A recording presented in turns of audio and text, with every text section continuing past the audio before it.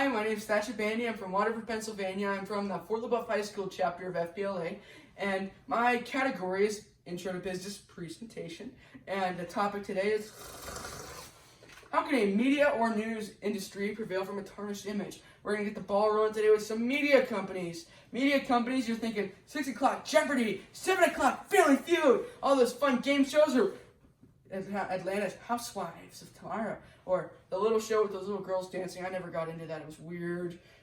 Mom liked it. Anywho, you're looking for news companies next, and we're going to see TV news, that stereotypical anchorman with the mustache, and you're looking at the newspaper, seeing what your wrestling match final scores were, and different things like that. Those are all news companies. Those two are big umbrella terms for a lot of different companies, so keep that in mind. Our next topic is going to be tarnished images, the third part of this presentation. A tarnished image, by Oxford's definition, is make or become less valuable or respected. Respect for me goes hand in hand with trust. That's why I say lost trust as a scout. And anyway, would you get on a tractor that you think might blow up? You plug it in, you don't trust it, so why would you? You're not going to take that risk again, whether they sold your information to Russian hackers or poor associates, whether they messed up your Little Caesars order and you're going to boycott them for 2 months. These are all things that can lead to this one big old nightmare. It's a scary thing, too. You never know if you're going to make it through this or what's going to happen. But with this framework plan, a lot of companies have succeeded doing this. And I'll list 2 later, but I have a plan, a 4-step plan of how you can get through this and bounce back and prevail from this tarnished image that has ruined your company. Step 1, you're going to want to accept what happened and apologize. Acceptance. You can never apologize until you've accepted it. Accepted means you looked at the situation, you've seen the error in your ways, and you're going to come back, you're going to make some policies, you're going to kick it, you're going to win, you're going to get back. But first, you got to make an apology from the heart. And with that comes the next step. Keep moving forward. You made your apology, you made your policies, you've done the hardest part. But now you've got to realize there's that light at the end of the tunnel. It's going to take a little while for people to come back to you. You have to see what's going to happen. Martin Luther King, during a time of segregation, he came out with this quote, "If you can't fly, then run," and so forth. It was a terrible thing that was happening. You couldn't drink at the same water fountain, couldn't work in certain places, and then we have the Rosa Parks bus situation. All those different things happened in that terrible time in America called segregation. And we move forward, and you never stop. You endure, as my football coach, Coach Lindell, he loves to yell at me and make me run faster.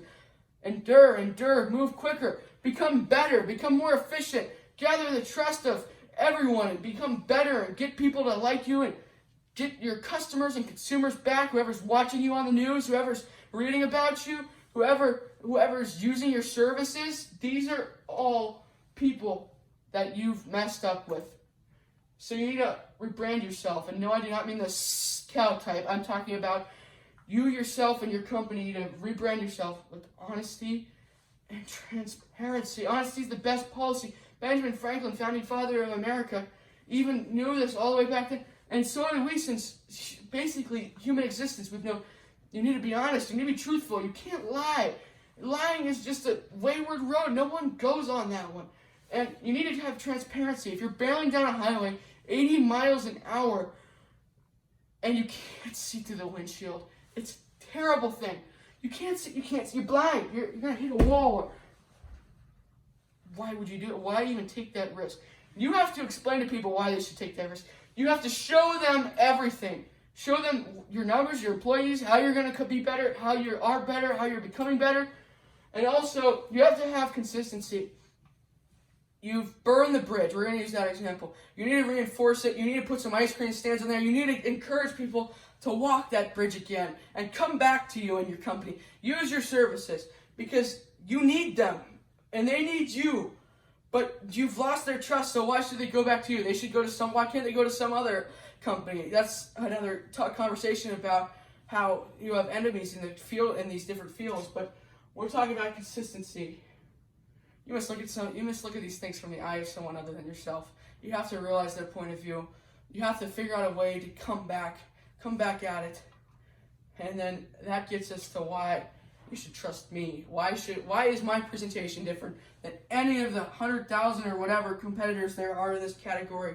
And I have examples, and I have this lovely plan. It's a great framework. And what we're going to do is we're going to go over some examples of this method, starting with Facebook.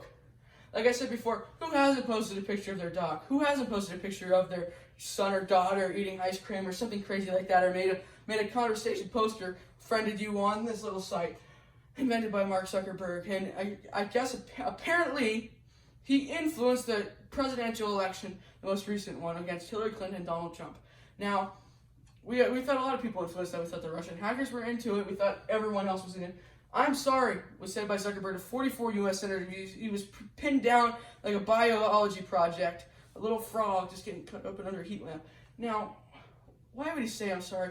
Because that's the best thing to do. He made up new policies. As you can see, his stock severely dropped. He made it back up, though. In the future, you see, he did benefit from his moves. Trust was lost. Rock bottom was hit. He moved forward. He went on to succeed. CNN, one of the bigger news companies, one of Donald Trump's planes went down, unfortunately, and CNN had a story about it. One of the producers, after the scene was taken and everything else was put in post, it was said on the microphone, a joking comment about it. CNN had to say, "We apologize for this Trump transition team." He apologized. They moved on. They made their new policies, and they disciplined one of the staff, the producer that made the comment.